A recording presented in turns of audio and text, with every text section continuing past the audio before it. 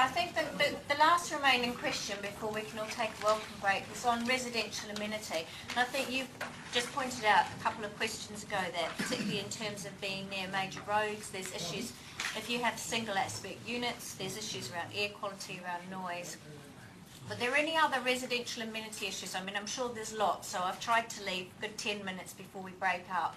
But does anyone want to kick off with some of the criteria we should be looking at, making sure that we secure these things in terms of residential amenity? Are you trying to do too much, perhaps? Do too much? Yeah. And did you want to expand on that?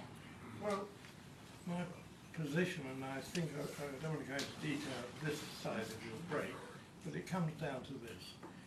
In practice, it is impossible within the area of the GLA to house the future population growth of London and the South East.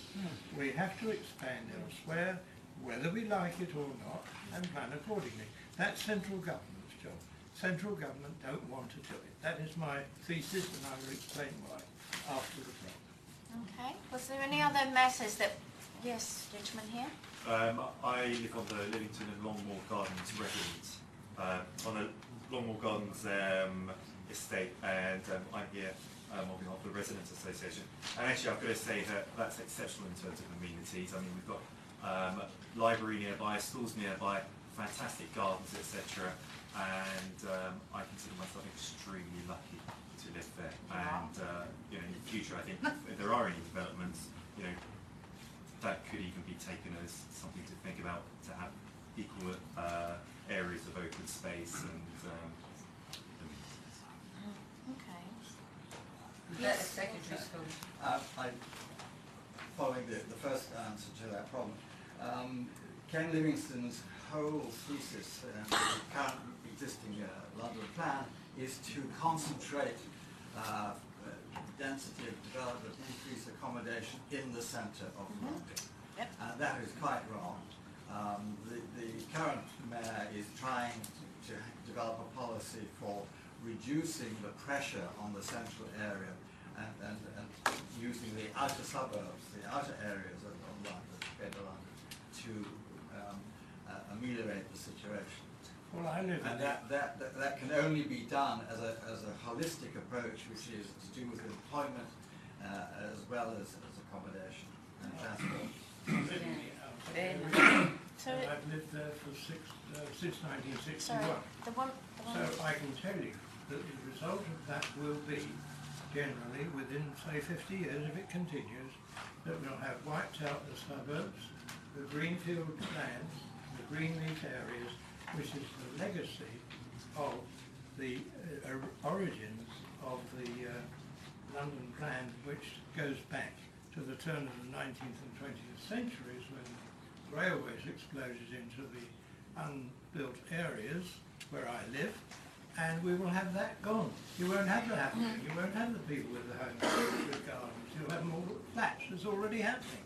Because the developers charge a rate which ordinary people who want a home, social housing or whatever, cannot afford. There's no way. We'll have to afford because we'll have Anarchy. in terms Well, of you may well be right. sorry, in terms of some of the things that we think are absolutely necessary to residential accommodation, no matter whether they're in the market sector or the social housing sector or whatever sector. I mean, are there any other views on things that we think are fundamental to health and well-being in terms of what needs to be provided within our residential accommodation? I've got a councillor down the back. At the moment, there's a requirement to provide cycle parking of one sort or another, which is sort of good in theory, but as far as I mean, I really want to say that unless it's safe to cycle, it's only half a policy. And I think they've got to, the council's got to start thinking about what it means, where it's not possible everywhere. But I really do believe you've got to have delineated cycle paths of some sort or another, where it's possible. And I don't want to be unrealistic about it, but there's no point in putting, making them put in cycle parking if nobody's got the courage to cycle. And it's only half a solution. Okay. Any other views? Yes. Then we want cohesion. Mhm. All right, it's not a perfect world, Yeah. but where we had control of our children, and now they're moving away, and I'm a grandmother of a few of them, and they used to go to your granny, like the man says there in the village or whatever it was. Now we're just split asunder. There is no policy in Westminster of anybody that was there for 10 years, 15 years or 20 years to have any upper hand to try and stay within where they are. And the reason being is, I'm from Irish stock, right? My dad came here in 1936. I'm not against the people that's come here, but a lot of the people that's come here are right from where they came from.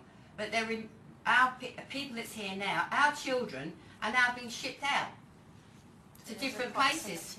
Yeah, and where's the cohesion? Where can we bring that grandson in and say, stay with Nanny for a few days, you know, or whatever? Take the burden off the mother who's losing a nut at the moment. Okay. Were there any other things that anyone wanted to raise before the break? Can I answer that lady's question quickly? Yeah. I worked for Stepney Borough Council at 1950 for a year. We were pulling down so-called slums, today they'd be conservation areas with great respect, knocking down the privies, throwing the families out and putting them into 5-storey Big high block. balcony access I know. blocks, and a lot of people looked after them, other people abused them. It went on. If we didn't get the people in there within 48 hours of the contractor moving out, every window in the Ruddy block would have been smashed by the kids. Yes. Now that was in 1950. Well, now they're shooting and stabbing instead. Well, okay. So we've moved on, have we? Okay. Shall we all have a break then? Yeah. Full on check.